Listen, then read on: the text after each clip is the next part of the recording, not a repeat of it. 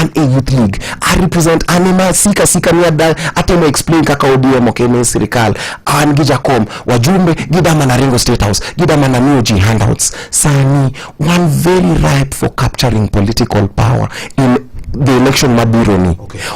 It has never been as right for us as a party to capture power kaka and right a 2027 mabironi. Makokwa organize ourselves maber. Power the leaders kayo again. Lakini this is the ripest moment. Mamioni okada winjo jopin jothurwa kawacho ni kumi bila break. Okada winjo, let us go to a democratic process where Rais Oti wani manifesto ko timo all 10. It means ni wanyatiyo kode. Okay. Ko timo gi bana we front nikech one ready to capture political power wanya front kata presidential candidate. ODM wacho ni gikore mar kaotelo. Ismail, kaka jo NLP uchung kon mane?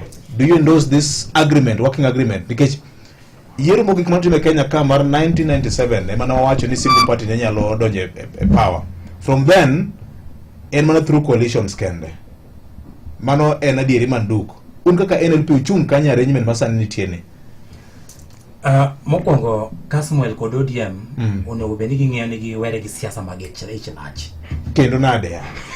En lach. Nikech nisa ni kipenjo Kasmuel to gi ODM une serikal kosuonge to mana giminene wacho no serikal iloso namo either iloso as a single party katiru rigo ganda moko matire parties moko maloso serikal gin margi ni wantiere to waonge to kidwa ng'eyo ni kitamba mar jogi kike okosre thurwa kujo to okosre Kenya karga kitamba meneno ratongni kane migosi Uhuru Kenyatta nomosore gi jatendo Raila Amolo Odinga ne waneno ka Raila Amolo Odinga noting'o migosi Uhuru Kenyatta mowuotho godo e pinjewa mag Nyanza kowacho ni hawa akele pacho puro watiyo kode kanyaka to margi ni masani ni dagi siti ng'e jatend piny mondo gidhiye godo chon nolongo mana piny wuotho mana kende nyiso ni ging'eyo ni gino kech ichalo ng'ama uso nguru e piny Waislamu ofusre omiyo gisani ni ODM nyaka yier kama gichung'e gima jopiny te ong'eyo en ni gintiere e serikal ka serikal ne dhi lwar to gidhi lwar kodgi kagi dwaro ni mondo gibed e side mar jopiny to giduogo e side mar jopiny an ng'eni gi joriemb samoro mako madhoga no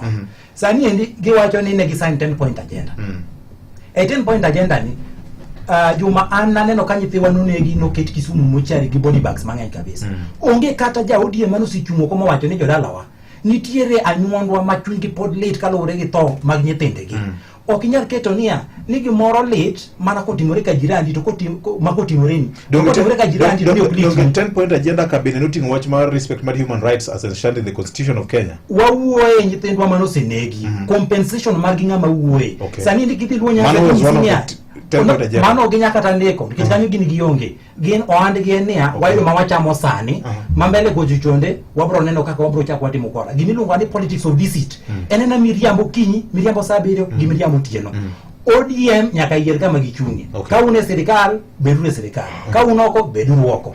National Liberal Party is still a constituent member of Azimio la Umoja Wananchi Coalition. Do you still have Azimio? Azimio in law it still exists. Mabende MD Manyal kete chier. Lore gi kaka koro siasa bilionga. Ne wa subscribe to the ideologies of Azimio. Lakini ka uwete wa giki nuduogo obalo. Giwacho ni sani endi koro God for all of us. Everybody for himself. Natuka ngato dio mantaka kone de kien. Wan kaka chama ne wacho niya. Kane wachako wach mar mandamano 2023. Ne onge chiemo ne wabede gi lek moro ni chiemo ne wadhi wariwre gi jogo. Mosebedo ka hinyo joge wa. Omiyo gi sani niendi jodiem ko hotel gi Kasmuel kar ka nyaka joteli ote. Ging'eyo maber ni e piny luo Nyanza. Otamba maratong chande jothuru ok dwar. To jothuru ok dwar gi nang'o nikech chuny gi pod lit. Ni kata jo ODM masani endi go oporo malich mar serikal isikinyi simana ya ni en sawa mar chiemo gima gichamo ema giwuoye lakini the interest mar jowa mano hinyore kata nyaka sane ni onge ja ODM mosichungi mowacho ni yawa ker nitiere nyithiwa mano hinyore ajali nitiere nyithiwa mano go bunde nitiere nyithiwa mano tho mige compensation tapenji maga Juma indi beni ng'ama chunye rach machal nade makata nyithindwa hinyore to kata ng'ama wuok dhi gone gi mos kende kata mana choko wa kata mana Kisumu stadium kachari wa jothurwa notimore kama to waamua ni kare koro nikech nosetimore wabiro mondo wago mos wakware urung'ono gimiluongo ni truth justice and reconciliation mondo wan bende wachangi pok wachango gimichono wago enia ni kimulo serikal luo Nyanza kuchonde tinyisi ni nandhoga Juma development what setru gino makisungu dendo niya let us set example for posterity. Posterity nyiso niya kikitime nikech en convenient to you today. Ingeni kawuono jo ODM koro William Ruto go siasa mar convenience. Kata mana jo ODM go siasa mar gen mar ege nikech onego benika en gima ber te wacho niya kikwachikwa yuane kaka nyamera wacho niya ni chon chadak nikelwa maendeleo. Manyiso niya kitipogori gi serikal to maendeleo ma waneno mabeke koro nikele. Nikech katiba ma 2010 sio Constitution of Kenya 2010 no wacho ni gweng ka gweng imiyo pok margi. Kamano. Counties mekwa bende imiyo pok margi madwarore. To from 2010 nyaka Kenya na yud independence by 1964 wasebedo ka wagolo usuru to neno kama kosebedo ka yudo pok marwa. Mani gima Moi nowacho ni siasa mbaya maisha mbaya nikech jotelo kano yiero ne gidhi kose yier to gidhi wacho niya ni mtukufu rais I pledge my loyalty to you. You should not ogono be pledge loyalty to the president, ogono be pledge loyalty to the constitution of Kenya. Constitution of Kenya guarantees you niya kose yieri kaka ker you are a symbol of national unity. It guarantees us yes kaki wache nogono. So how has it been nyaka no bergi first president under the new constitution Uhuru Kenyatta benitire ber moro moseyudo kaka taxpayers mawuok from West Nyanza region. Emo yacha niya siasa maber onego benia wawuok e siasa moro niya ni nyaka idhi go chongi piny ne ker ni ma ka koro nyaka yud maendeleo. Mano ne timore ndalo Moi. E katiba ma wantiere sani ni wacho niya onego bedi ja Kenya ga ja Kenya nigi ratiro mar yudo maendeleo kama gintie. Ok wadwa bet gi niya ni kawuono nikech it is convenient to ODM ni koro wapamo ni rais kamoro amora modhi gimoro amora mokelo Nyanza onego tero Kisii to onego tere piny. Itemo wacho ni keto savings mekie bank ching midhi withdraw you don't clap to the tail. Yes. Ket mano mwandu ni to ka chutho Juma ingeni sani endi kokendi kata in kikendo dongi kawe jaudi tiyo to jodala uti wa jodala wa ma nyako mayudo ODM da kose kawe jago mokendo gi muro tende kata jolu Nyanza bro nyisi ni aye mar ariyo nyaka sani ni endi ODM okendi e UDA karka to ODM chak seto nyaka shimeji mage nyaka nyonde mamoko moko go nduru ko chania wan kono waonge mano be ngama dwaro Kenya diegi nikech gisinge maber niya Kenya no kech mano Kenya ma ngato nyalo bet maito ni ging'eyo gima gitimo jo piny okorwako ODM oyier kama gidwa chunge omomiyo wan kaka National Liberal Party wasewacho niya sani wadhi wuok oko to wakwayo gi Kasmuel dhi nyis ODM ni siasa mar agoko gi siasa mar remo ma giseketo wagodo Nyanza sani koro kwadwar. We must stand up against the politics of violence. Onge kaka nyalo wacho niya ni rem nyithindwa nyalo nyaka chwer ni maka nyaka yud loch midwaro. Anadhi chung ka sepol okwadwar remo to okwadwar lweny wadwaro mana kwe to kwe modhi dwaro no nyiso niya ema gikelo dongruok. Erokamano. Faith imbido chung man podo ka chung podo kichung igo mana pape ye matin pau siasa ka option wacho ka ni ber bedo a broad based government ni molo gi mora mora. Is this the best the community ma wuok e onego yud sani? This is not. I think we can still get more. Kwa bedo strategic. But okwanyal yudo more. Ka wadwaro more to pod wamiyo ji chance mar pingo kama mono nyalo yae. Iwinjo. Over the years wasebedo kwa gore. Kendi doni wagore mwane mwagore mugik. Joluo magore te matho mugik te mbedo displaced mugik. Iwinjo. To koro sani sama koro kwe nyalo biro kendo wanyalo bedo gi dialogue, wanyalo wuoyo, wanyalo come into agreement niya watimuro kama nikech jowa. Iwinjo. Koro mae sama aparo niya oningo beni jowo come together mondo wayude gimoro. We can still demand for more because more to nitiere mwanyalo yudo. Money kanye. Money tiere sirikal. Gimomiyo wacho mondo nikech jok makata oseyier gi eki. Ingeno nitiere makosa moro mwatimo. Mado explain very clearly. All the blames waketo ne rais. To rais ose delegate. E Nyanza ka sani wan gi ji ang'wen moningo hold accountable. Ya. Kwa chako gi Mbadi e finance. Oningo sani joluo adimo sendiko. To era kokonyo jowa. Ndechi ni maricho ma kamoya e subaka. How is he influencing those construction of those roads?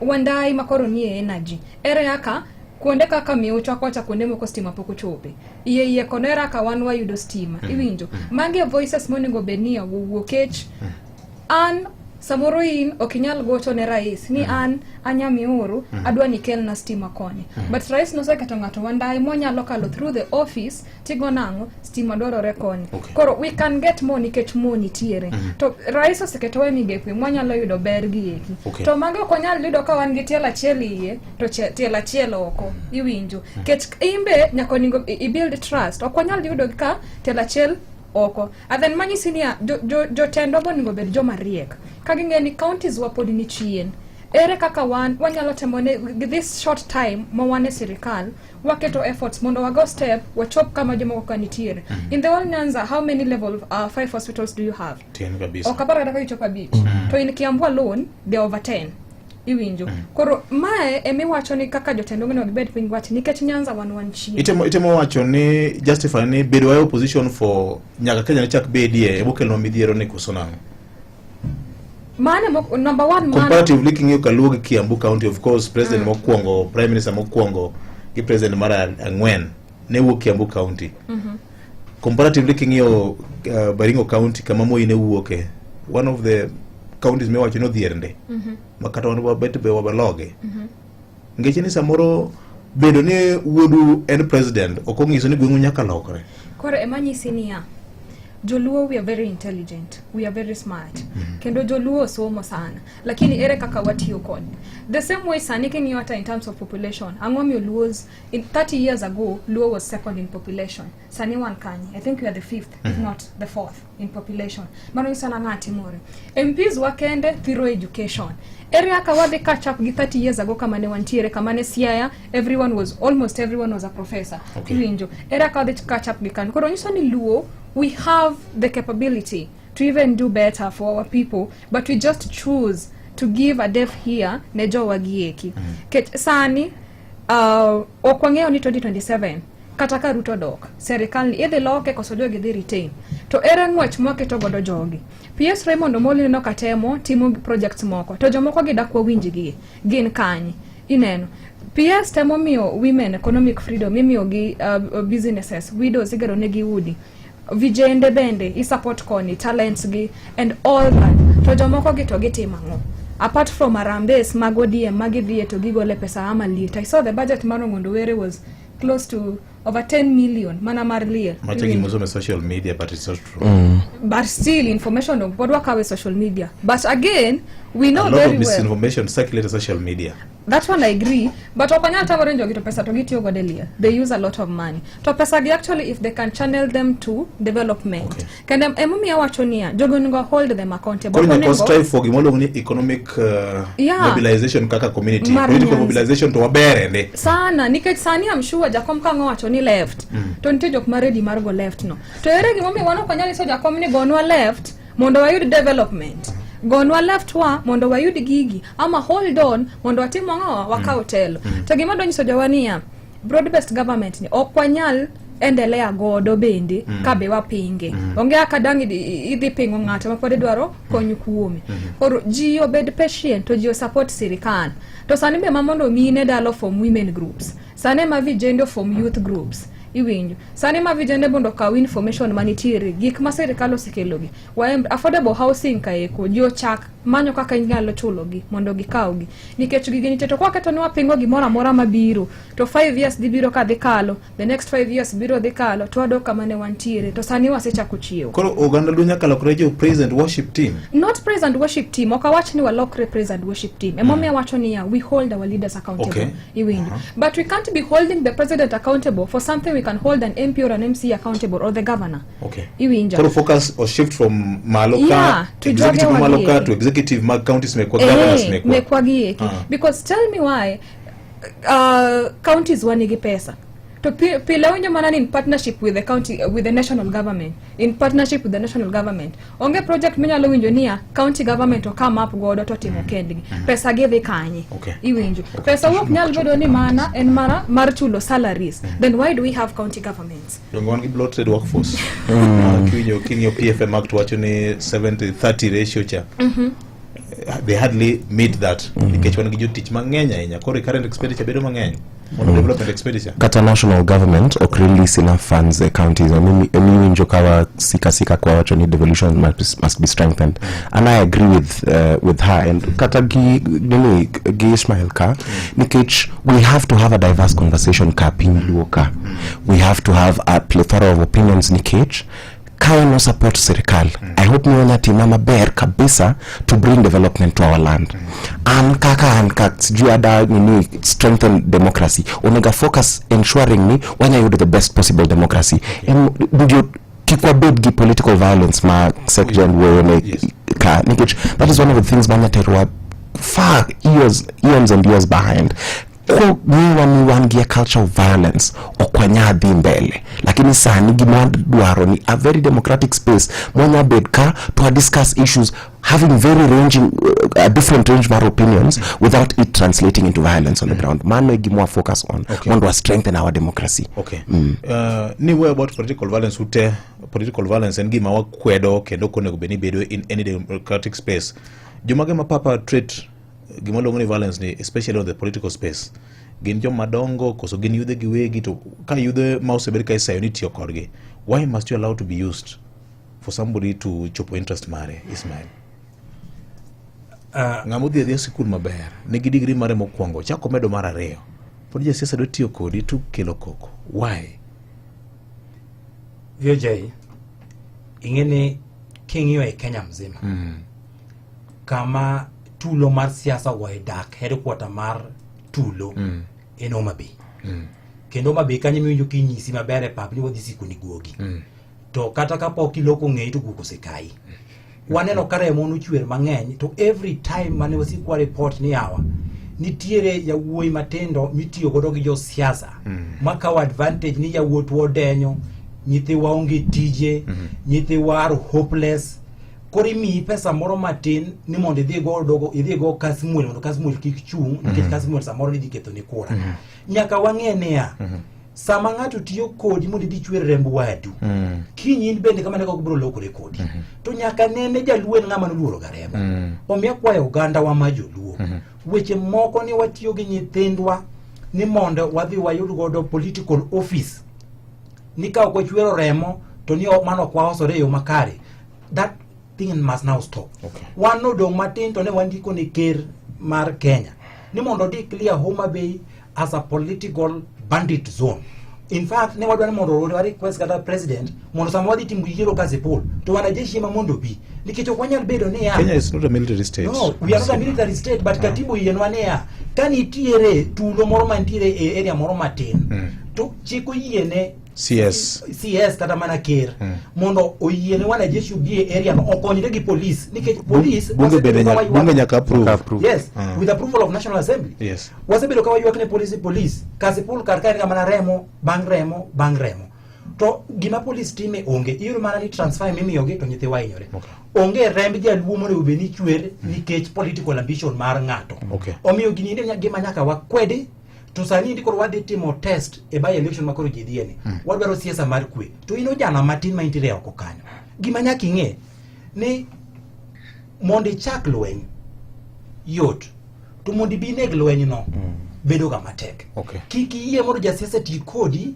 mondi dhi nyawadu to nyawadu minyo ni temiri dongo de kor gwen kanyo jasiasa kose yen okaonde go biro Nairobi kuja kubire kor gwen omisling 5,000 ni dhigo Kasmuel gini dhigo Mondi Koyo gini kendo chako kaonde ucha kubiro Nairobi ng'aminyo ni mai wadu munyalo konyori godo onego be ni jatelo kose yier to koro kopogu e msingi mar niya ni Kasmuel ni ja clan mane tana ja clan mane onego be ni koro uriuru kako jende turiuru kaka jogwen uriuru kaka jo constituency tunyiso mjumbe maru katunyiso governor maru ni wane erwa karka areas mawadwa ni mondo itim nwa maendeleo en ABCD ka otimore kamano tema koro miyo wayot masama koro wadhi yiero machielo cha to jotendwa chako ng'eyo niya ne wasebedo joma riek maka kiwacho cha ing'amo somo ere gimi kawo ne beti ni keto ne wi wadu ichwero rembo wadu ni monde ka koro ng'ati dhi yud loch ng'ati no kose yudo loch to konyi gang'o to pod we yie kor gwen kanyo in mana ng'ami tiyo godo for hire sasa ma ji dhi e bura mar siasa to ni dhu chok na ojende mondo dhi ogo ng'ano omiya kwedo violence mantiere ndhewa kendo ging'ere gi violence mantiere Kasipul gi violence moro moro manyalo bedo especially Migori bende yudo kaka oro nyaka jatelo mar county bende chungo wacho niya nidhi wadhi rakore akor ga kor nendo man is a very bad political statement moko bende wuok e dho ng'at ma jatelo miluongo niya ni his excellency you must be excellent even in a manner miwuoyo gi jopiny. Okay. Nichire chik ma tayo ng'ama ni office public officers kaka onego bene gi conduct themselves public ero kama nanya Kasmel jo mage ma appropriate violence ni en jotelo ema tiyo gi jomatindo to jomatindo yie nade mondo ti kodgi ingeni the mental material conditions mag jomatindo youth waonge gi employment waonge gi any sustainable income a lot of them podwa dake below poverty line so gin susceptible to radicalization kata gi easy ideas and kakingeo ni one very easily impassioned one joma very passionate gi moko matimo one kaka joluo so ema nini kaka wasicha kuwuotho e Kenya kaka vijana matin kata nini vijana machama wacho ni okwanyal tiyo ne politicians for political expediency. Gima enable the biggest perpetrators mag political violence gin the politicians nikech gida lock out new players ingeni gise neno National Assembly kata executive kata whatever kaka money bag to gidwa any new players odonji gida make it very expensive very violent very threatening mondo kick new players odonji kaonge new players madonjo there will be no new ideas emomioni kata one isene no kaka wanini wase transform kaka wa think about youth league wani wadat go siasa mar ideology mondo kawa bede mesa wanya discuss ideas okwada discuss personalities okwada discuss kaka wanya sijui dendo rais mondo wayud maendeleo wadamana uone katiba to katiba wacho ni everyone has the right to contest anywhere wada chope situation ma inya Migori tinya chung somewhere nini in central ngatonya central to nya biro chung Nyanza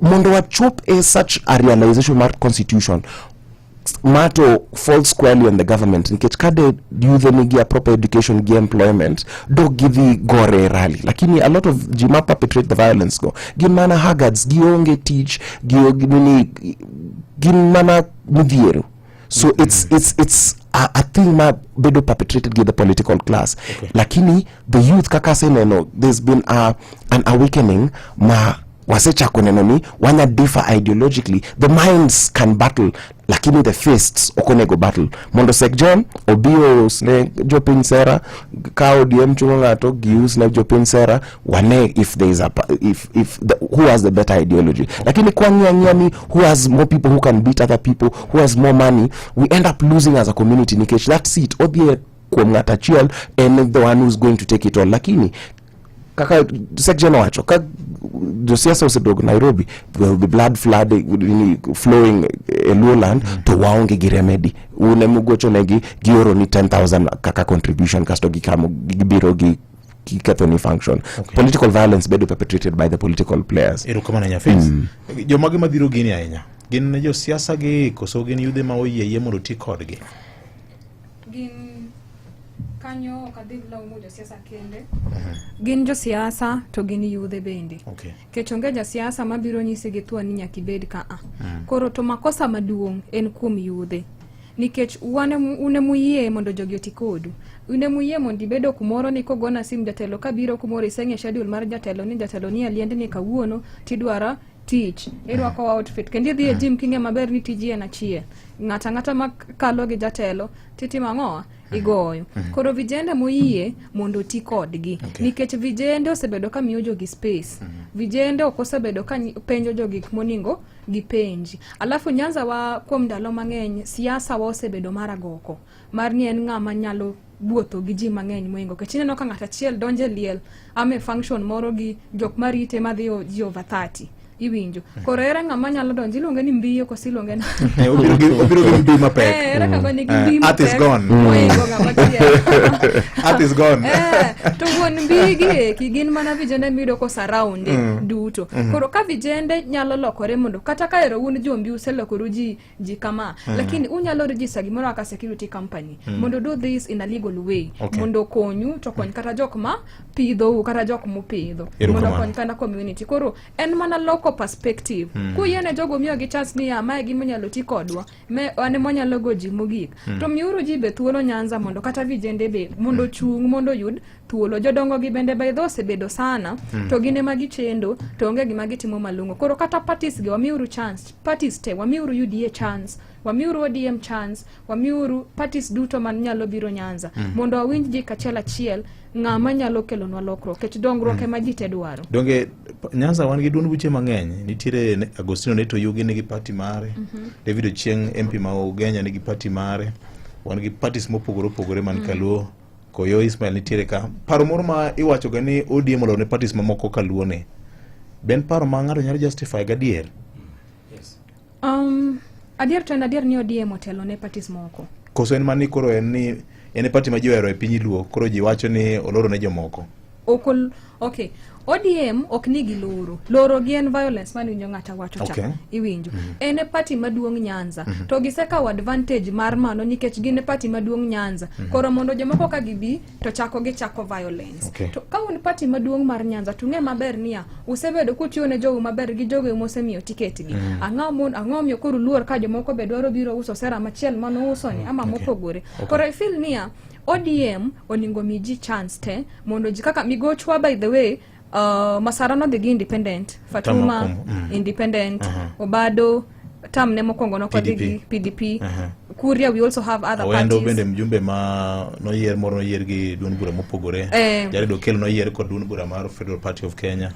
MCS bende ntiere modhi gi independent, ntiere modhi gi party. Koro kwa nyalo embrace ideas gi temok ni ng'amo ko biro gi party wagoyo. To daoni chakorega gi party. Mano ina dier.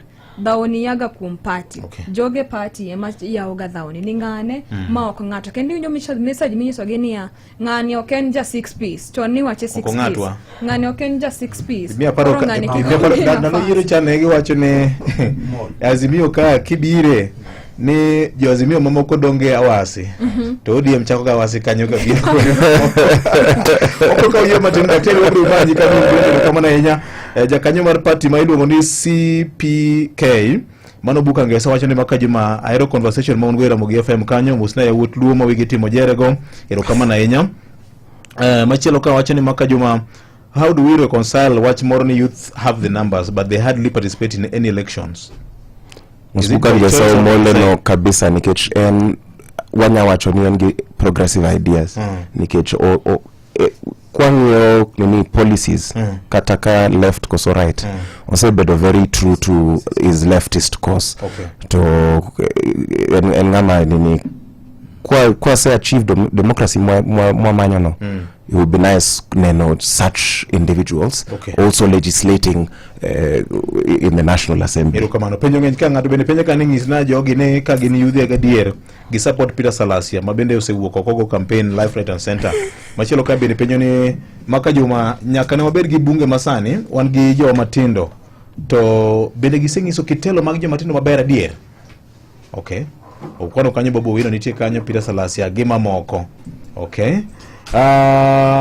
oyawre okier ng'ato nikech iyiero ng'ato nikech oromo kendo osenyiso ni oromo telo ombulu kata kuoma ikawo go telo koro jo matindo ka an nyaka ne ni wakawo ombulu kata register as voters mondo go kura ne jo matindo wetewa mwadwaro tiyo gi sirikal en gima ber yes and right marwa mondo wayud dongruok to ere kaka idhi time ka ok walombo president Kenya ok en US koro ka bedo e kanyakla gi sirikal ema dikel ber so be it marangwen kwani wane manyaka warang sirikal kaka joluo Kenya nigi tribes 45 mora nyalo ng'iyo sirikal gin bende gidhi ndara joma koro waywak ni nonegi en mos makende kendo timonegi mos makende lakini dine wachak tiyo gi sirikal chon dikoro ok wawuok kuom joma inege siasa wabedu realistic joma ok dwar broad base go ema miyo jowa ibiro negi James Kawuka wendo wacho kamano sadege da kariyo maro kiji makawuono wayudo weche manyien kod Vincent Otieno bang' kinde mano kende ma en Ramogi Kogwen tielo mar adek to mara ngwen wabiro gomba ka giwendo gi tabro gonyo gi thuolo mondo megi dhi nyime gi yore gi mamoko mag tich kete mana ka Ramogi Radio Ramogi Matuche kor gwenge gi Vincent Otieno. Oyaure nyakwar Mogajwang kendo machiegni. Jodak mawuok e gweng' makona Kilifi kaunti Mombasa mane utegi okethore kinde mane piny owacho omuocho gi miruti gorofa mabende ne oleng'ore alworano. Koro oseo sirikal kuom rem chopo singo mar konyogi loso utegi mabende ne okethore kindeno. Bende giwacho ni miruti manotigo e lwaro piny odorofano ne oketho ute mane ni alwora kanyo kendo koro kelonegi chandruok mapek mokalo. Kuge kaunti ma Mombasa, Joja Oko chiwo ler. Ile hasara tumepata kutengeneza flats number 1, number 2, kuna vitu vilivyovunjika, kuna wengine wamelipa 40,000 kutengeneza, kuna waliolipa 52,000, na alafu serikali wakatupromise kwamba watareimburse, which ambao mpaka sasa haijakuwa. Mano Hussein Abdalla maen achiel kuom jodak makona Kilifi kaseo piny owacho kuom rem chopo singo mar siro gi loso udi mane okethore e kinde mane piny owacho omuocho gi miruti molwaro od gorofa moro mane oleng'ore e alworano. So kitu ambao tulitaka from serikali ni reimbursements na hatukupata mpaka muda hii. Mimi binafsi nilikuwa na mzee na mama, tulikuwa Egypt kimatibabu for 9 months. Tulivorudi tumepata nyumba haina madirisha na tumekuja na mgonjwa. Madirisha zilikuwa open, madirisha zilivunjika, sliding ilivunjika, ikabidi tutoe pesa zetu again kutengeneza hizo madirisha na sliding. Okoni nyakasani onge ng'ata madwaro kata ng'eyo hasara mane giyudo. Serikali mpaka leo hii hawajakuja hata mmoja hajakuja hapa. Si chifu, si MCA, si nominated, si member of parliament, si governor, hakuna hata mmoja alikuja kasimama. Hata huyu developer pia nothing mpaka sasa. Tufanye nini ama tuende kwa nani? Wao wakae chini waone ni nani anayefaa kutupa compensation yetu. Sisi whatever we need is the compensation. Nani atakaitupa we don't know and we don't want to know. Tupate tu compensation yetu. Joseph Otieno en achiel kuom caretakers mabende odgi ne okethore kanyo. Kuna flat moja unakuta imegharimu kama 45,000, zingine 30 something thousand, na hizi flats ni flats 16. Kisha kumekuwa na kazi ya carpentries, milango wakati uliporomoka, milango zingine zilifyatuka, zilikataa kufunguka, zingine zilivunjika locks, hizo carpenter amefanya. Kwa hivyo kazi ya carpentry imefanywa na landlord, masonry imefanywa na landlord, plumbing imefanywa na landlord, na glassworks inafanyika mpaka sasa inafanyika. Kwa hivyo ni hasara imekuwa kwa mwenye nyumba na wapangaji. Developer waliahidi watafanya kazi, watatusaidia. Mpaka leo hawajatengeneza, hakuna msaada wote tumepata kwa developer wala from the county. Eni wak mabende ichwalo gi moko kuom johala e alworano mane handgi okethore. Rahma Mugambi en achiel kuom johala go. Tuliondoshwa na municipal ghafla na nilikuwa na chakula kingi sana sababu nafanya biashara yangu 24 hours. Na hadi wa leo sijainuka tena kibiashara. Ngine hatujamaliza mwezi tayari county imekuja kabomoa vibanda vyetu. Sasa tunaomba haki, tunaomba usaidizi. Na watoto wako shule wanasoma college, secondary na wengine wako lower classes. How do we survive? So tutaishi vipi? Ne Radio Ramogi e kaunti ma Mombasa, an George Aoko. Imedo winjo weche matut e kor gwenge gi Vincent Otieno. Ka pod wan mane kaunti Mombasa kono nyakwara Mogi ne ringre auchiel mapoko yangi gikone to ike bura achiel e kar ik ma Kiziwi mayudore boma Mombasa. Sheikh Malim Babu ne owacho ni okang' makamano ne okaw bang' ringre go dong' e od thieth ma Coast General Hospital maonge ng'ata mabende ne odhi penjo gi kuom thuolo malach. Tumshukuru Allah subhanahu wa ta'ala na kumtakia rehema na amani mtume wetu sallallahu alaihi wasallam. Hapa tumshukuru kwa Waislamu ambao walijitolea katika kuastiri ndugu zao ambao walikuwa katika mochari ya Coast General Hospital. Huwa kila baada miezi fulani huwa tunafanya disposal. Kuna wale ambao waliobebwa na county government na hawa wameweza kusimamiwa na Waislamu. Na watashukuru wale wote ambao walijitolea ambao hawataki kutajwa. Mungu ajalie hazina zao kesho akhera. Weche moko en ni oganda e kaunti ma Kisumu gi alwora mare ojiwo mondo mi koro luor ratiro mag mine mar kawo mwandu mag chuogi kaka ondiki e pend chike pacho ka ahinya to kotenore kod weche mag lowo.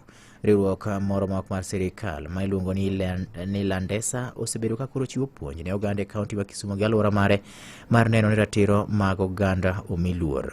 Rachel Odinda matiyo e riwruogno wacho ni kuom higni mathoth joma mine ahinya to mon liete osebedo kakale chandruok mathoth ni mar yuochegi temo mar mayogi lopegi. Gino bende koro owacho ni giluorore kendo gichiwo puonj mondo mi koro joma mine obed kod ng'eyo ewi ratiro ma gin go ewi lope mag chuogi. Ka koro gin kokale riwruok mar Landesano, puonj ma gisebedo ka gitimo olero ni koro biro chiwo ng'eyo kachiel kod ber ne mine kachiel kod oganda jo Kenya duto kutende kod chike mag lowo. Chenro ni watime Kisii, Kisumu gi Kakamega. Kisii no watimo nyoro, gima chalo kama notimore Kisii nyoro. Kawuono wantiere Kisumo ka kendo jowa moko nitiere Kakamega. Adwa wuoyo matin kuom wach mar lo to gi ratiro mar mine. Chon mana kaka wang'eyo jo Kenya ka ne wachore ni miyo kata ng'ama dhako onge gi ratiro mar lo.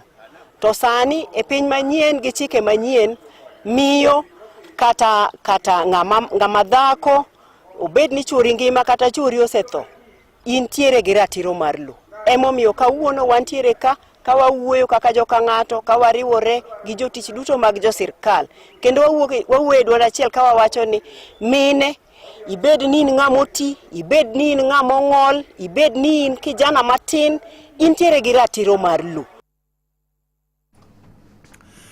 Weche moko en ni piny owacho mar kaunti ma Migori osingo ni chiro manyasani masuna marindi magedo mare koro sirgi African Development Bank en nengo mar omenda maromo milion 140 ibiro tieke thuolo mar dwe achiel mabiro mbele. Jagoro mar kaunti ma Migori Oscar Olima nyolose kendo bende nyotimo limbe chiro no en kanyakla kod apisas mamoko mawuok e bad migawo mar mochung' ne weche mag ute, kama ne oyango ni gedo no dhi nyime makare kendo kontrakta no tiyo yo makare. Bende ne owacho ni omor gi jatend piny Kenya William Ruto koluwore kod chik mane ogolo madwaro ni mondo mi gedo mar chiro no orum e thuolo mar jumbe 4 mabiro. Now, that same directive by the President also requested that this be completed in the shortest time possible. And we are looking at a very short time threshold, which is less than 4 weeks, to have the market completed and brought to use.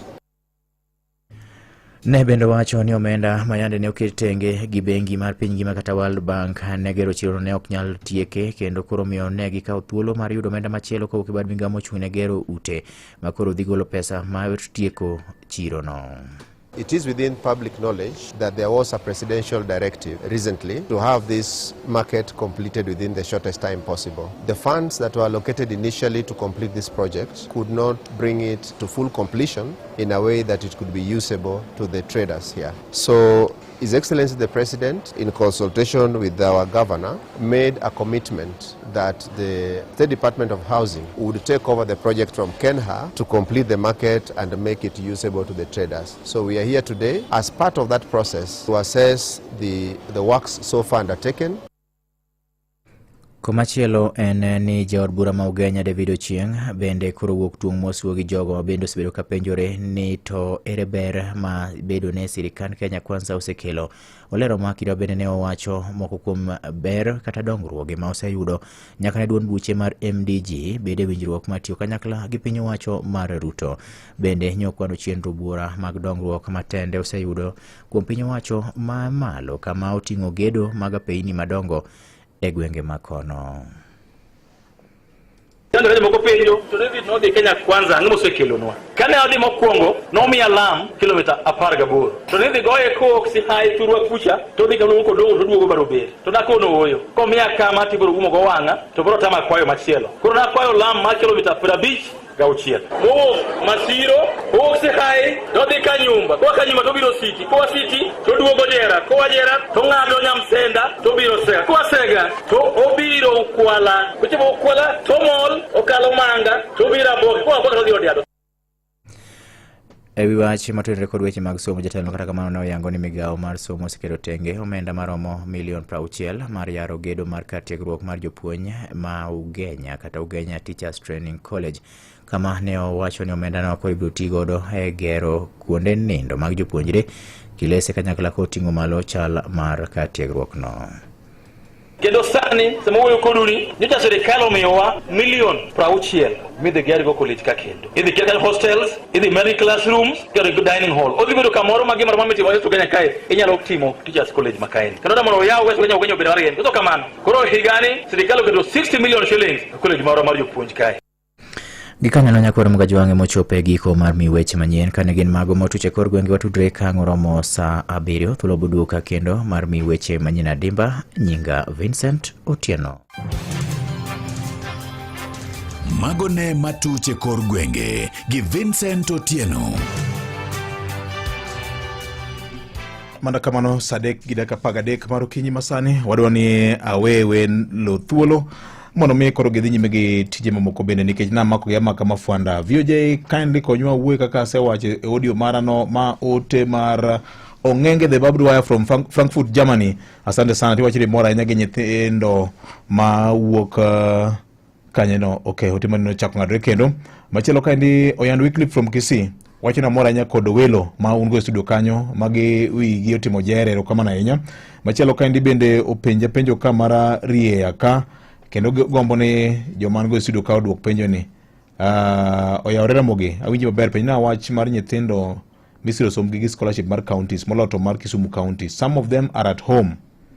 Mana abromio Vincent Olwane na gi Alan Obiero ni to scholarship program unyalo paro kanyo nitire bura manie doho ma bene COG Council of Governors kwedo godo paro mane controller mar budget nogolo ma bende chungo wach mar chiwo kony weche mag somo nikech mano ok en tijgi e yor katiba. Mano wach ma bende wodo ywa biro luwa nena. VOJ oyawre. Kenya as a country is not ready to welcome youths to the political arena. I myself, I tried to petition both National Assembly and the Senate to create an elective position specifically for the youth, just as women reps. The former speaker only asked me if I can achieve to deposit 2.5 M for a referendum. As an unemployed youth, how and where can you get that large sum of money? Dennis Owuor, I'm disgruntled. Okay. Affirmative action ka. Mupenjo kani donge. En kini maber mondo lose thuolo kata lemo moro ne jo matindo. Koro gilarore kendgi. Mondo youth owuog oko maber ne kelo lokruok in governance. Nyaka koro giwere gi weche mag character mar running after suspicious individuals dishing out money with unknown sources. Nyaka wang'e pogo performer kod ng'ama ng'iewo piny gi pesa. Leaders bende omi joma tindo space. Ng'ama nyiego gi attitude chando zaidi ok nyal bedo ng'ama timo tich makare ne oganda. Dhano en ng'ama bedo fatigued easily kaponi idwa mana keto gi kod winjo from one source. Kata mana joma musomo psychology mar oganda. Sama ji koro ginyalo konji mang'eny to ginyalo lando teko mar piny moloto joma tindo. Nyakoro walok tanga. Ng'ama kiti rach ok nyal dongo piny. Tije bedo matek e public office. Lazaro Kanyambuk nene kamano e ote marikairi ero kamano ahinya. Maka juma affirmative action is the way to go.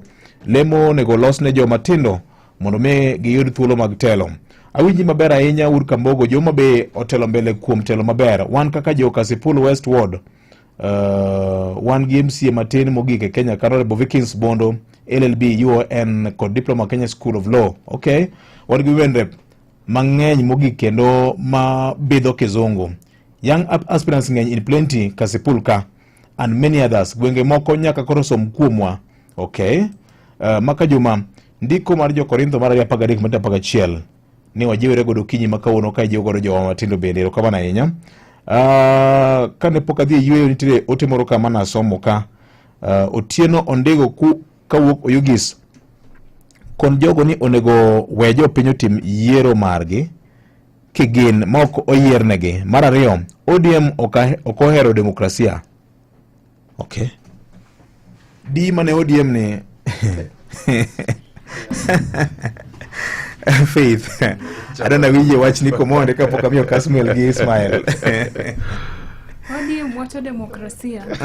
To gi wacho ni kidoro demokrasia to dhi many party moro. To party mo be kimanyi kelo to kendo gigoyi. Okay. Kora kiani di ma e ODM no chung'nyango. Labda Kasmuel onyiso. You go overtake. Again, there are certain shortfalls one go a party one. Man not to kwanya ringo from. Nikech a lot of the people must say bedokati on a party. Journey liberation. Negi face a lot of violence from state. To violence now as a trauma response. Negi carry forward.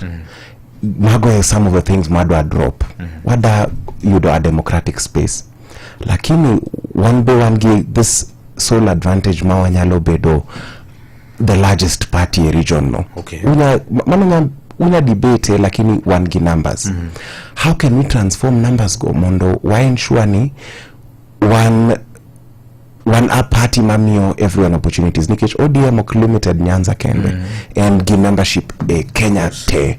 So while it might have certain pitfalls in Nyanza kanyo, or perform a little better in Nairobi, or perform a little better in other regions. Gimo hachoni okwada the place map chalgi nucleus mar party where a lot of most of its influential leaders nigi the highest level of violence. Mane gimo atemo di bank ka youth kataka youth league ka mane gimo atemo transform. So feedback no and very important to work away in stride. Sometimes or take winjo and criticism mabero directly lakini kwa from Jopin gi didi nyikwara mogi and feedback ma very important to ensure ni wanya progress mondo wa strengthen demokrasia di chunye di manien ODM. Iparo ni kine muinjire mondo kata mana katiba drafters ma katiba nondo ket komoi yedhi mar jo matindo kende. Of course one gikombe ma nominated ji to kinge jo mose bedo ka bedo nominated gi political parties to an oka agree gi to interest group mane mag represent leader yedi Senator Oburu and James one na fellow youth leader wa consult widely to sorry kama ladwa ngadi. Yes. Nitere gimoro matimore ineno ka sani wan gi 47 women reps. Yes. To wan gi women leaders. To mine gi be konyo wadier. Ok gi konyo. Koro I feel we shouldn't make being a youth a qualification. Yes, mane gi manada wacho. Iwenjo. Okoningo waket ni qualification wala ni tek ni chungin ja youth to ni ticket to ni telo. Mano onge gima wadhi mana local generation ni to wane madhi bedo the next generation mar ketho Kenya. Iwenjo. Koro the same way ma ineno ka sani oketwe under women reps. They represent the youth, women and PWDs. Yes. Iwinjo. To pod wan gi funds moko mang'eny, wan gi Minister of Youth Affairs. Mabe I don't know if the minister is really a youth. Iwinjo. So PSP is a youth figure. Yes, lakini minister. To youth, but minister don't PSP na accounting officer in that ministry. Lakini okonya make the decisions at a policy direction. Nitiere other ministries but just this one ministry mano kende mulungo nyingi youth anga mono mano kendo bed mar vijini iwinjo it's just one moko ko kaka uketa kata kwero murudinga kugole pale urugo jenzi urugo na jenzi wana youth leader wana fellow youth leader yao right kaka ngama youth urugo na jenzi mae moko yo ni miwakoro kikwate muru keto conversation obednia vijende alafu sani beneno ka vijende dwa chungte ka vijende chungte to kare ngageni madhigo kura kech ku chungte to adhigo rute kech so long as my opponent okadhigo chuni iwinjo koro ka dala chiel wan gi vijende karibu 10 mochung to dala ne kuche dongo sepogi koro mai mapod vije amin jodongo pod they mayo one of us koro vijende wan gi vijende ma very bright iwinjo why take time we learn waweru dismiss niya jodongo koro niteni koro nikech Raila ni ka Raila tio kanyal winjo I mean Raila woche moseru wako okanyal soyo kata wiko ka iwinjo the same way Ruto woche moseru wako okanyal so they have ntiere gik moko mokwaero kuomgi but we don't forget the fact that we need them. We need to learn from them. When we go individually, collectively, because ngaro kangaro ligi poke ne kama input ne matters a lot donglo palpe in Kenya. Okay. Lakini kata as I buttress her point, onego acknowledge ni youth okena special interest group nikech one majority mar population kata women ogena special interest group lakini kaka politics mar Kenya osebedo organized you don't put one gi the colonial mentality one gi a very patriarchal mentality mochuno ni kata the drafters of the constitution ma party leader na osegore kabisa oneno ni ntie room for affirmative action lakini okonyal bedo perpetual nikech kata sani kwa yudo nini waloso offices mag youth wacho ni sijui wadhi mana bloat the wage bill gima no terwa yanrok last year wadhi doka nikech wadhi yudo bloated wage bill gimone gwa team let us ensure that politics can a business nikech in developed countries politics can a lucrative career Kenya ka kida bedo very successful beda mwanasiasa nikech okene gibed gi industry lakini nya bedo billionaire. They don't invest in industry, so okone gwa team more affirmative action gimoni kwa team wa bid gi better nationhood wazingatia katiba ni to gikmokote di bedo straightened out lakini kawa wadama na bedo kukunzu mando wa team wa argue kasto wa wa date watch okdhi konyawa in any way. Irukamano. Ismail, watch mar special seat na jo matindoni affirmative action kaka nomi umendapsge. Ipani ma biro konyo miyo yude duol e kuonde ma ing'ade wach. Mokwongo yude nyaka ng'e ni e higa mar 2022 kane wadhi yiero, ng'enygi gin jok mane obet e ot ka giwacho ni an siasa okonya. An gima ja siasa konya go onge.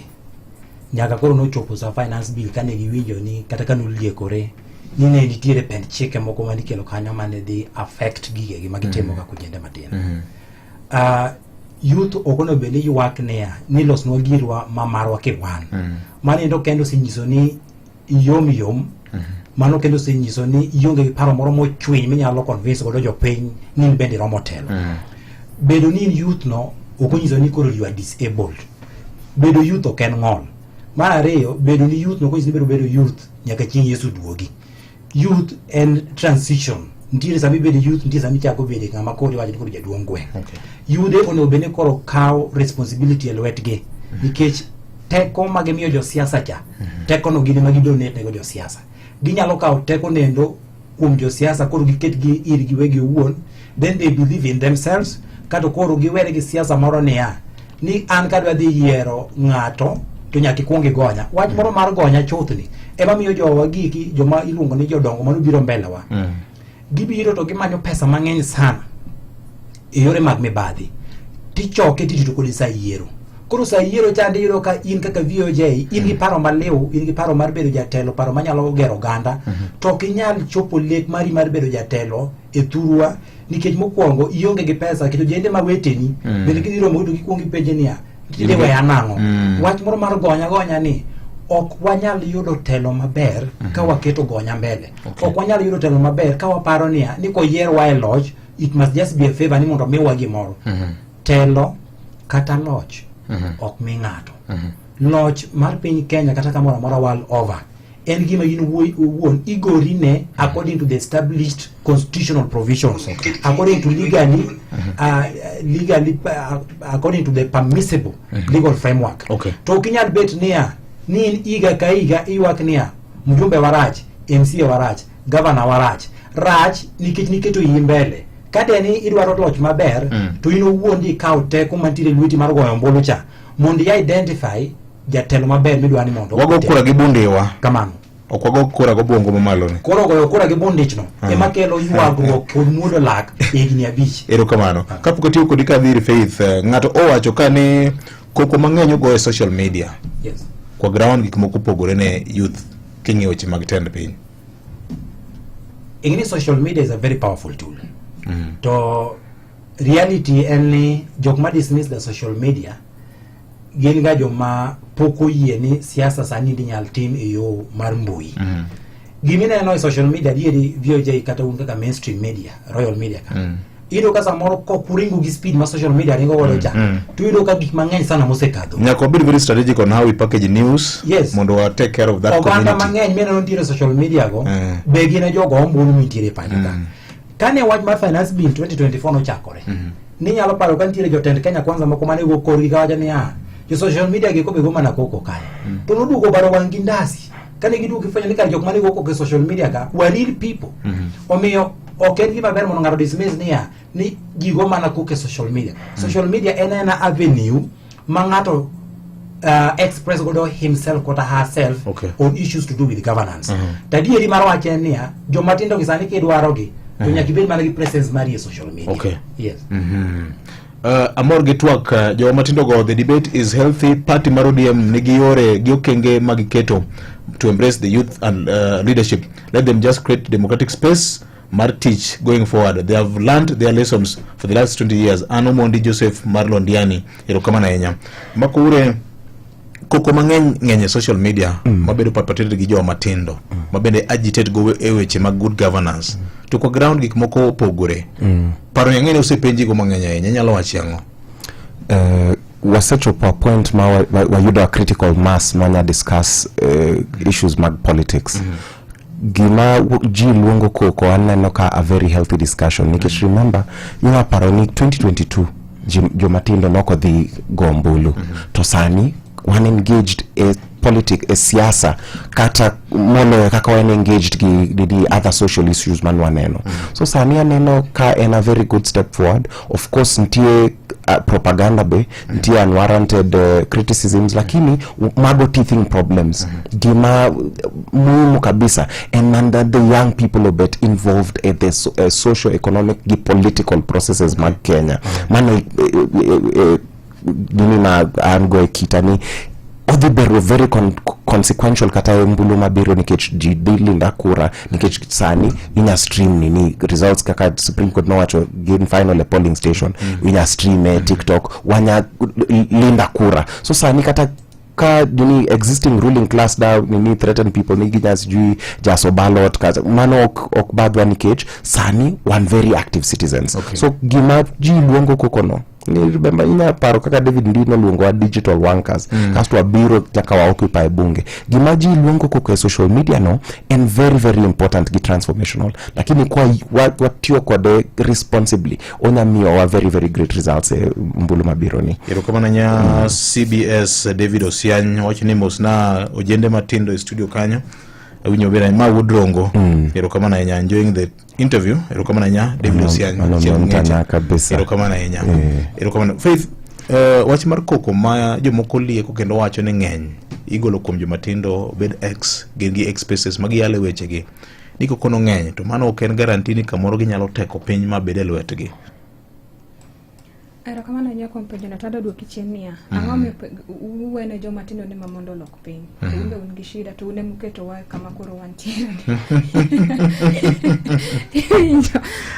muketo to une muchopo waka koro ka duok chien gima da wacho niya nuwuoye wach mar kao jamna 2022 na winjo kiluonge ni jamna yuko jamna ng'amo biro gi jamna wadhuru wakao koro gima da wacho ni kapok 2027 sa jamna be ochopo sani bunyalo package yourself mondo the demand sani actually inyalo demand ir jogi inyalo dhi gi women group ni moro ir county government kanyo ti wacho niya an gi women group naka mi wagini iwinjo mono the next time ko bire village to odhi bedo gino dhi mako ne bura nikech nitiere grube mag awach ni village ni obiro gi grube gi to poko tim koro kik warit bi nyaka 2027 koka wachako wacho wach ng'ane yuk na jamna wadi manduru jamna sani to ok jamna mar selling 200 mar omena en jamna manyalo loku manyalo sustainable manyalo loko ngimani kata gi nyithindi koro koko mar vijende koko ber kendo koko emomiyo sirikal be nyalo dhi mbele koko be momiyo country nyalo dhi mbele minyalo ng'enia kanye monego warekebisha kanye mwadhi maber to kanye mwadhi marach to koko ni kikwatamuro vijende go koko to gimo nyalo wacho ni vijende wanyalo argue constructively iwinjo okoningo makoro modhi ni wayenyo cha emakoro rach okwadhi kelo lokruok gi yenyo okwadhi kelo lokruok gi yanyo matita neno kutiyo gi AI uketo ng'ato mangima ni en mkufi lakini ngeni mano bido nikech constitution osebedo katiba osebedo frustrated nikech jomatindo the youth oknya envision a place where president nikech jite wacho ni okonyatimo wantamo okonyatimo kama lakini mano in envisionment ma constitutional article 146 ma wacho ni if there is vacancy in the office of the president kadwa bedo ni wazingatia katiba maber do kwa need go to such extents lakini kiso bedo ni serikali ni podo okmiu teach okmiu education to podo nego kata un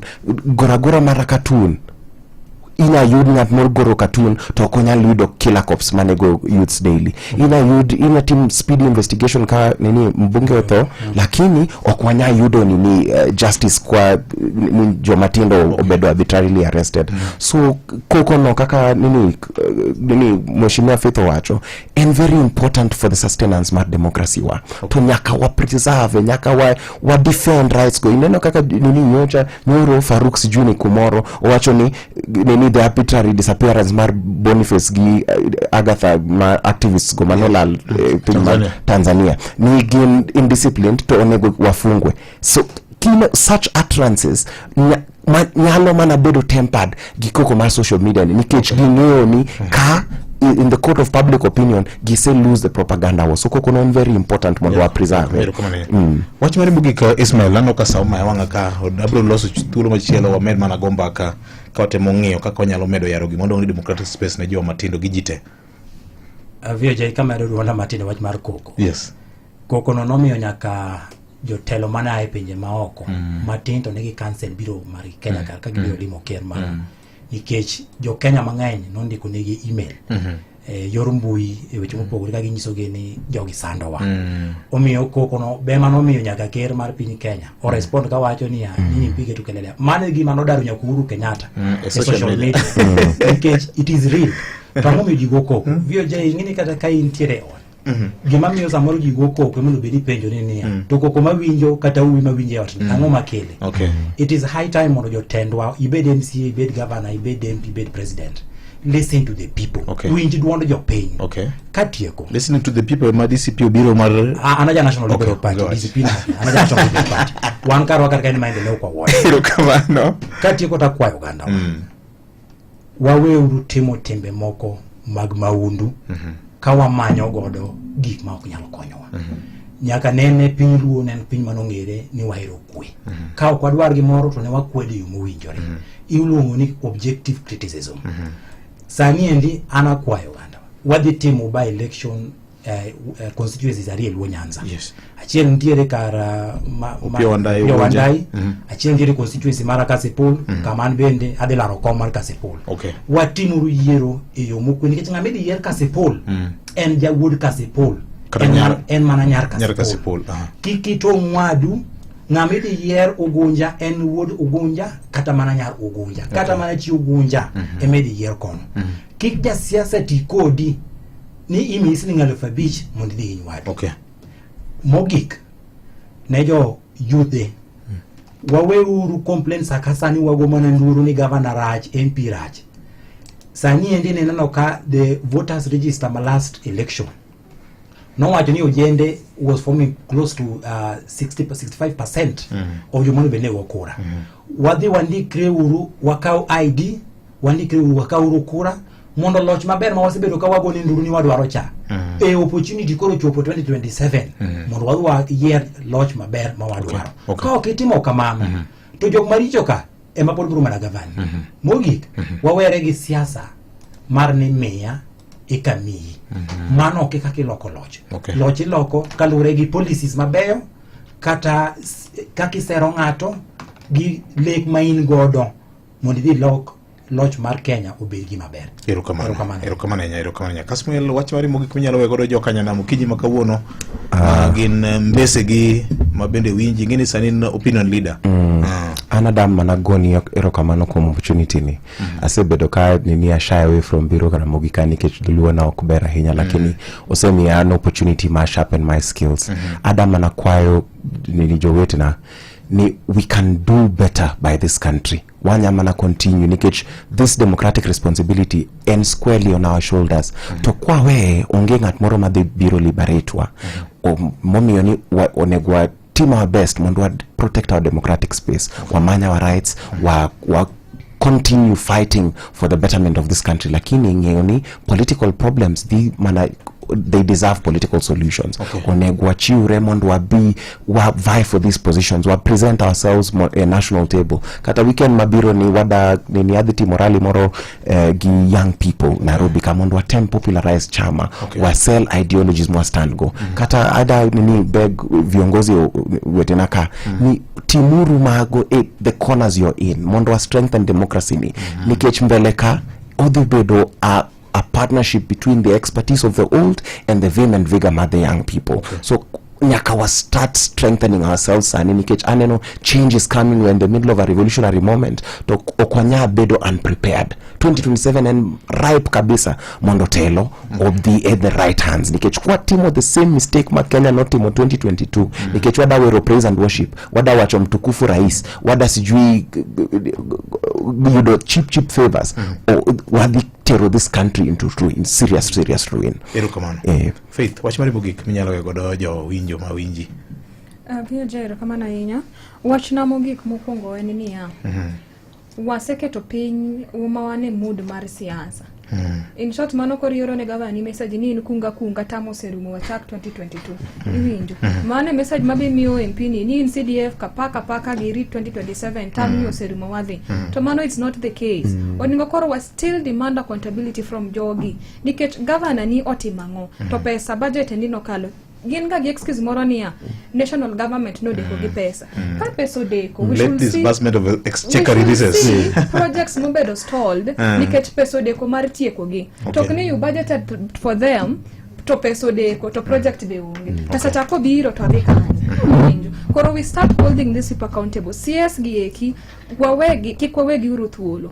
Uru wayo PS ne maran from Siaya, Kisumu, Homa Bay to Migori. So we have so many people moningo be ni konyo jopinywa. To gimbe we go ningo gikuodie nikech over time somebody like Mbadi, sorry to say, osebedo suba no en suba for 17 years. To katandara mane kalgodo kane wadhi coming ne onge. Iwinjo. So that is an embarrassment. Koro ningo we woku dimonda watnia.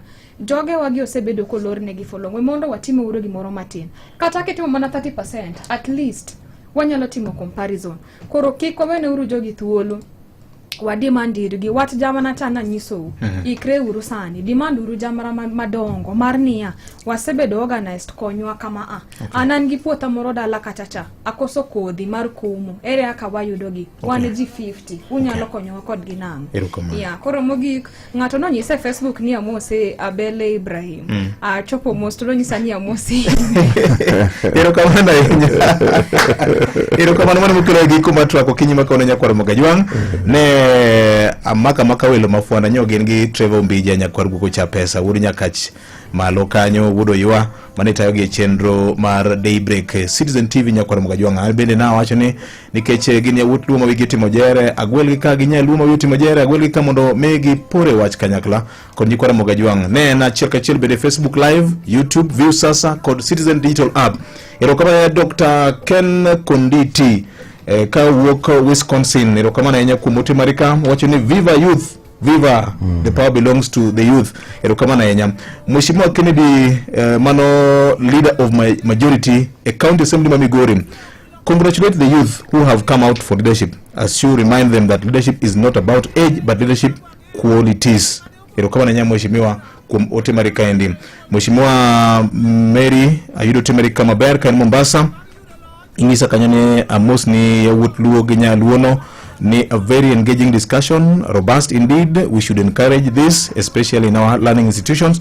Modongis gini mbele iko sawa na vijana. Asante sana. Ote ngenyka kendo ngenyka bongo jakuyugi oyawre usipna nyisna wudu kasipulo ni uwe mabende to kwa winji ground kamara reo eni joma tindo go uwe mabende to thothgi onge kod kura koro erka ginyalo yudo telo Mainsa IBC warito bunge yo jaya kapok makabongodhi makabongo ngamangata ingeni angamo ero luo pend chik ari tumonda IBC olande koselande unika koka wamoki abongo jakuyugi no ngeni manu chief campaign manager mana appointed official speaker poko decorate ma declare vacancy kasipul poko declare official to declare ne pap abongo jakuyugi chief campaign manager nikech bende IBC nyodo nyine selection panel cha gi commissioners no donye of course bunge o chiwo response marge warito ni process no biro rumo mapio kaka nyalre mondo yiero kuone mondo gutime yiero timre yiero kamano ka kamano nyakwar Mogajwang en kanyo saa 3:41 mano maro kinyi makawuono Kenneth B Wood Koyugi no wero moro kani kuchi kura yako sauti yako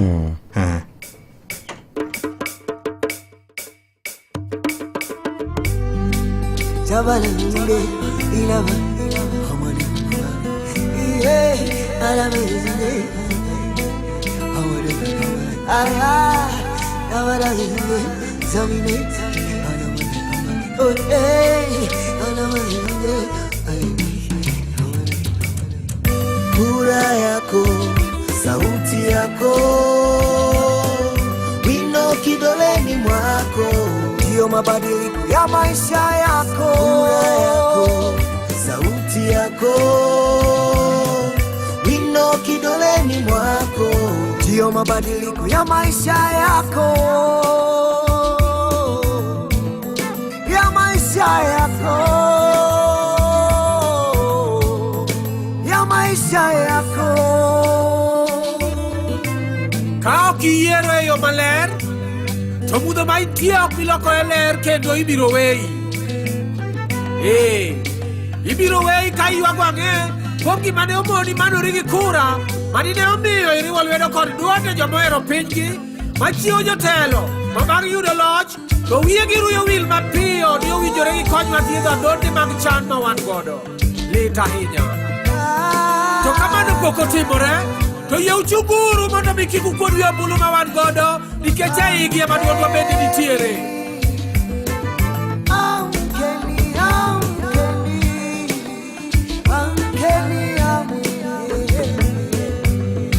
We makichung fulani, ibiro wei ka ipenjori ni en ang'o momiyo gwenge moko nigi dongruok maloyo maru, to giduto gintiere bwo sirikal achiel. Kendo ibiro wei ka ipenjori ni en ang'o momiyo wek jatendi manok koda ng'uono osiko tamore riere mondo oromne dwaroni, to in iwuon ema diyore mondo dhi okese ni dongruok oridre obi e gweng'u. Malich moloyo en ni ibiro dong' king'iyo ng'we yambi ka ipenjori ni en ang'o momiyo jakwa kura lain ne tinene ni ok donji, to kane pokoli kura kane flase to gochoni mapiyo ka ojiwi kaka en jaratiro kendo en jadieri.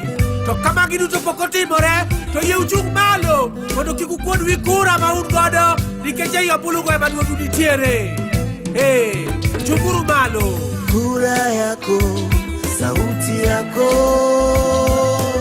wino kidoleni mwako, ndio mabadiliko ya maisha yako. Kura yako, sauti yako, wino kidoleni mwako, ndio mabadiliko ya maisha yako. Chunguru malo mondo kik ukuod wi ombulu ma un godo. Ka ng'ato kelo medruok ne lokruok moko mondo ne bang' ndikore kaka jago ombulu. To bende ok ane richo kuom tero lipot ne jal matiyo gi nyamera, ka iparo ni kaka jalendo ma jangeche ne awacho ni ok ochuno ni nyaka obed mana laktar eka do chuo sandan mathiedho adhond piny ma siasa kelo. Sigana ni bende nyiso siepne masik ywak seche duto kowacho ni ochayo neno gwandruok ma siasa kelo. Kone bende ni horuok chudoga, to ma wiye modongo komi jotuo mag depo ombulu.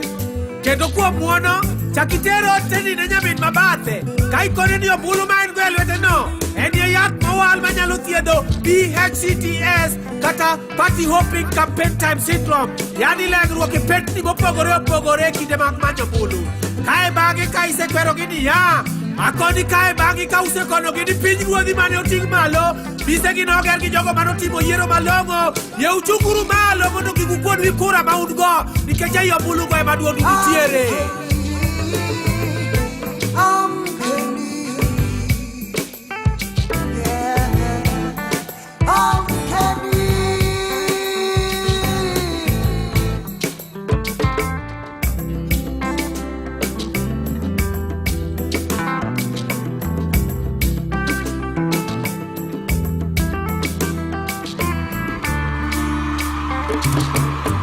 Yie kikilal lek mandago gima machunyi gombono, to kinde duto bet kiparo ni onge yo machiek madichopi kuro mak mana bedo jalno mondikore kaka jaligo ombulu, jalno ma en ye ranyisi mar jalendo ma jasigana. Bet gi yie kod adieri makoni ni kuom jalno ema chunya yudo e mor, nikech ombulu ma en godo nyalo pogo kamene manono e siptal mochiegni gore piny, koda yedhe mane mi ngima maber duogne oboe mosekol. To kendo nikech niyiero kopo kit jalno, bet gi adieri ni ombuchi biro reso nyiri gana gi gana e lit mar mieno kombe sikul gi rev pon, nikech ibiro bedo koda nyalo mar konyo gi goinga mar lwar kodhi mathoth makalo kwano.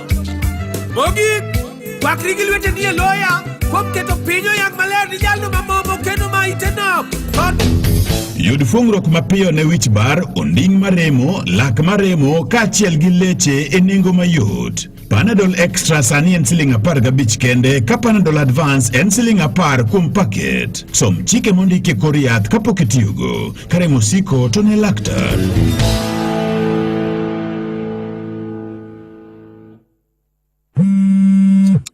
Nitaanzia wapi jamani? Mtoto ndio amelazwa hospitali, kando nadai mimi rent na mwezi iko kona. Mshahara ndio kungoja wiki 2. Mimi ni government lakini kimeniramba. I wish angejua kwamba kuna MyMobi. Yaani hii ni ya civil servants kama mimi na yeye. Una apply sahi na ndani ya masaa 24 pesa inaingia kwa M-Pesa bila mambo mengi. Tunakuletea MyMobi, njia mpya na ya kipekee ya kupata mkopo wa dharura kwa wafanyikazi wa serikali. Pata mkopo wa hadi shilingi 20,000 kwenye M-Pesa na ulipie kutoka kwa payslip ya mwezi unaofuata. Piga *531# sasa, ujisajili na ujue limiti yako. Hakuna guarantors, hakuna kujaza makaratasi, unapiga tu *531# na uko sorted. Chapa bila drama. MyMobi, iko sorted. Dakika odong' 13 kende chopo kanyo saa 4 mar okinyi. Daher mar ng'isi ni mae tielo mabende abiro ng'isi e ber mogundho kokalo kuom kuonde mag logo mag Galana Nyakwara Mgajwang'. Sani Galana Energies mi yot mar nyiewo gas cylinder kaka sebedo kapimo ni. Bende wan kanyo kod yore mamoko mag konyruok ne jowa mantie kod nyamburko kod apiko. Wan kanyo kod Enoch Vulcan 770X ma bende en mo ma bro konyo rito diesel engine mari Nyakwara Mgajwang'. Ma en oil ma bro konyo rito nyamburko mari kata apiko mari. Ber mare en ni omiyo engine bedo maler kendo tiyo maber ahinya.